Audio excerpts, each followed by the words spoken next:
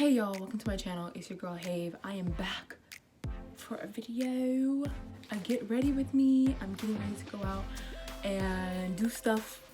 But I am also going to be doing my first part of my series of the JoJo Bizarre Adventure part analysis. Today we're talking about Phantom Blood while I put on my makeup. Let's go. So, Phantom Blood. Well, I'm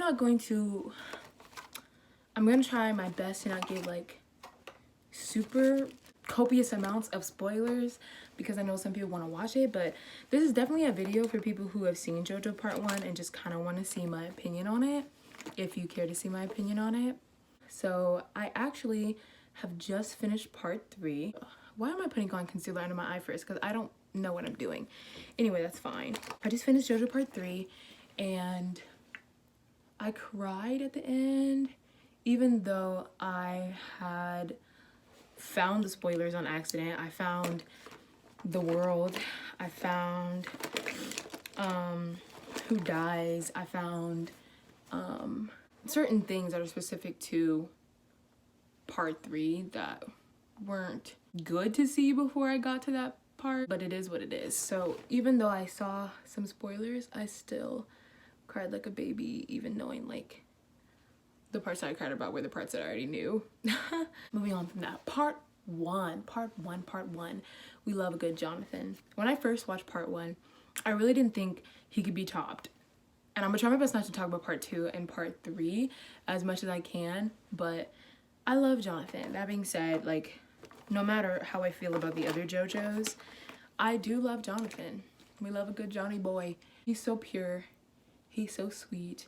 He is a true gentleman, and I don't know how his offspring are his offspring, but moving on. Part 1, it was only like 6 episodes or 8 episodes, and it was really good. Part 1 being Phantom Blood, not like, because if you watch it on Netflix or Hulu, they kind of mush part 1 and part 2 together. So it's in like one season. So it's season 1 is part 1 and part 2, and season 2 is part 3. But I'm just talking about Phantom Blood, not like the whole season 1, whatever that Hulu or Netflix did. So Jonathan, Johnny boy, wow, I love him. He was done really dirty. He was done dirty. The fact that later on we see that his sacrifice, like, it's kind of in vain, but not really, but like kind of for real. Dio, hot. We love Dio. We love Dio, but we also hate him, and that's what makes a good villain. I think that's what really makes a good villain. I definitely should have wrote down talking points, and I will for battle tendency. I definitely will for part 2 because I got a lot to say about part 2. I think part 2, I keep saying that, oh my god, nothing will ever top this. I will always love Jonathan. Then I go to part 2 and I'm like, oh my god, I will always love Joseph. Then I go to part 3 and I'm like, oh my god, JoJo. Like, I will always love. I'm really trying not to talk about part 4 and part 3 and stuff like that, but I'm trying to focus on part 1. That's why I should have did this when it was fresh and new, but I just got this idea. Whew. So I have to speed this up because I need to go somewhere. Anyway, what was I talking about? Dang, I lost my place. Jonathan. We're talking about Jonathan, and we're talking about how good of a person he is. Wow, I really loved the little like short like minute we got with him in Arena as they were like speeding through. They weren't speeding through going up, but like when he wrote like J plus E or JoJo plus, I don't know what he wrote, but it was so cute on the tree. And she was like, oh my god, JoJo, why'd you do that? And he was like, and I'm like, oh, I love them. And then Speedwagon, bro, let's talk about Speedwagon. Oh my god, I can talk about so many things. Speedwagon, first of all, you know anime logic, when the person who's supposed to beat you up becomes your best friend and your business partner for over a century. Who does that?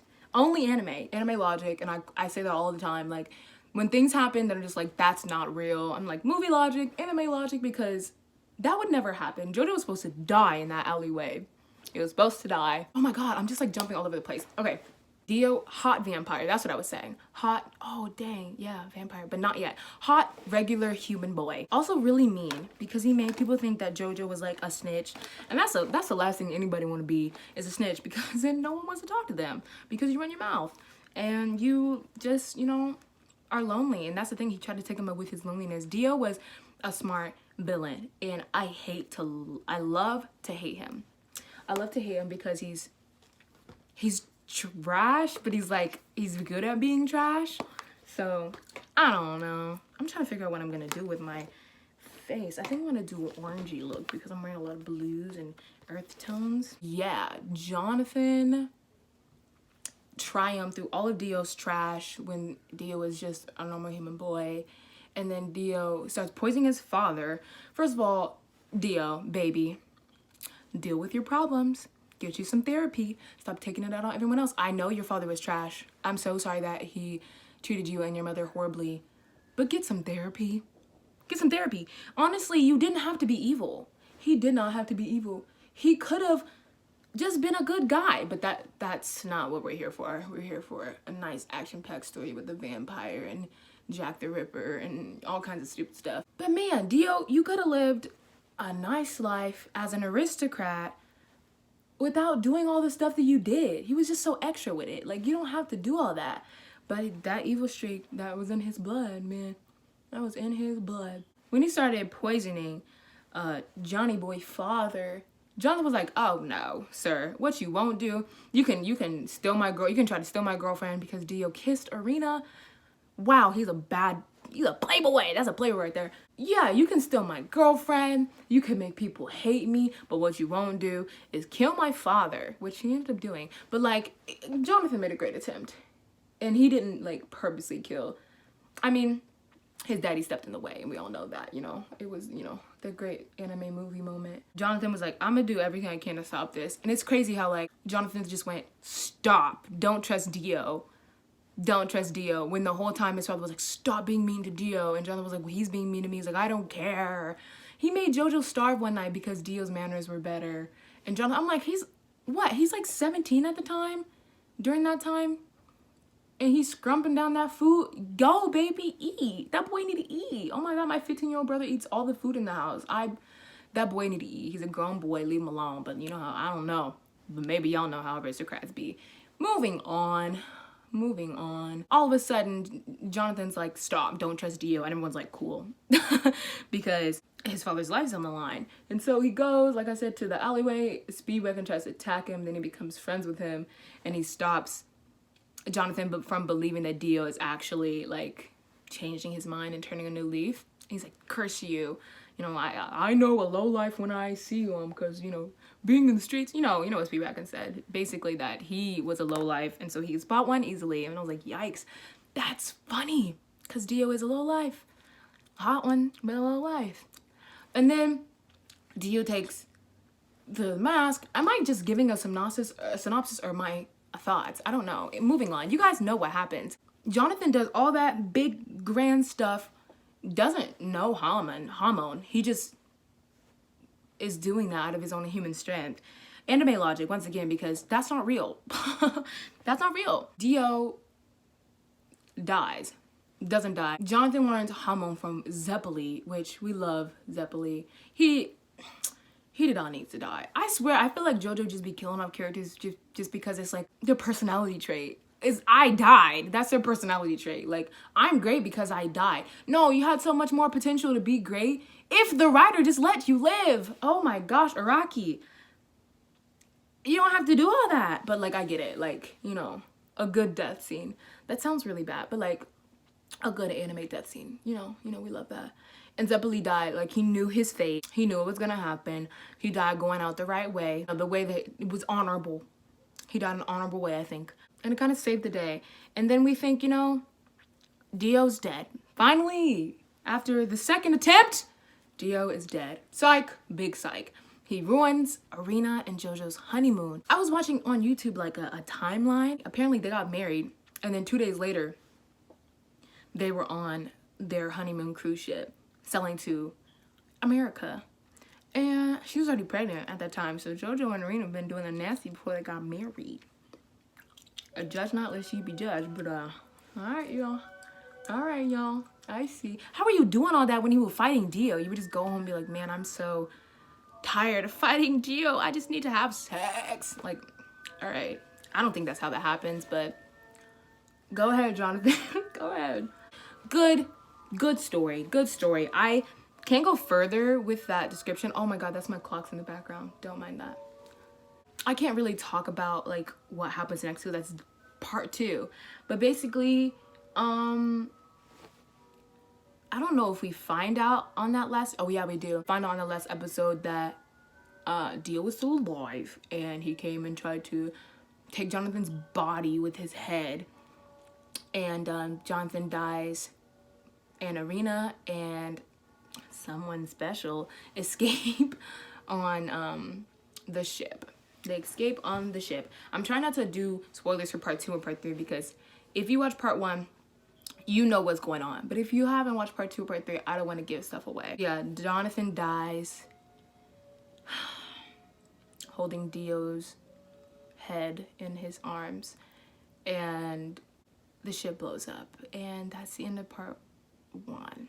And I think that at the end of part 1, I think that they show that Arena made it to the United States. I think that's what happened. I'm sorry if this was basically a synopsis. I didn't really want it to be, but that's kind of what it turned out to be. And I didn't do all of my makeup, so this really wasn't a get ready with me. This is watch Haven put on 2 colors of eyeshadow and ramble about JoJo. I think that's it. And I knew this was going to be a short one because part 1 is short, and it just like sets up the whole story about JoJo. So of course it's going to be like short and sweet, and like you just get the idea of what's going on. So I don't know, what color should I do in this? I feel like I should do gold, but I feel like that's too bold. I don't even know what shimmery color I should do. I don't know. Oh yeah, this palette is dope. This purple. Oh yeah. I'm doing this purple. That's all I wanted to talk about. That's all I wanted to say. I just wanted to talk about JoJo and give y'all my feelings about part 1. I love part 1. I blazed through it. Like the last bit of the semester that I had, I would go to the cafe and I would just watch JoJo and eat my dinner, and I would go to my room and do my homework. I think that looks fine. Oh no, I blazed through, oh my god, I just wiped that on my forehead. I blazed through part 1 and part 2 when I was at school. Yeah, I did. Wow.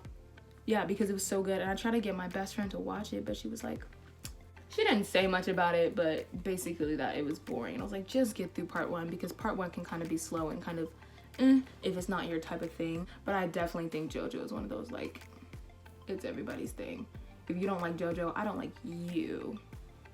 I think it's a very specific taste, but I think it's a taste where it's like, it's for people who have taste, and they can like see that this is like satire while also really good action, while also like a drama, while also a comedy. Like it's a lot of stuff mixed in one. There's romance in it. There's a lot of like breaking the fourth wall and like pop culture references and stuff. And if you don't think that's like cool and funny and that's not your thing, then yeah, you're not gonna like it. But I loved it. And that's pretty much all I gotta say. So thank you, Funimation, for that dub. I watched it in dub. I watched part 1 in dub. I watched part 1 and 2 in dub, and I watched part 3 in sub. But I'm gonna watch all of it again because the show is just too good to not watch multiple times. I've rewatched One Piece and Naruto. I'm in the midst of rewatching both of those. I will definitely be rewatching JoJo, watching part 1 and part 2 sub. But I do like the accents.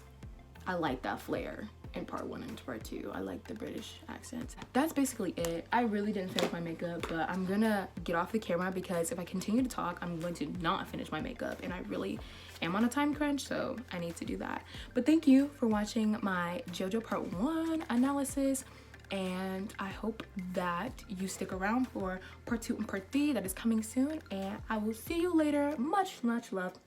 God bless. See y'all later.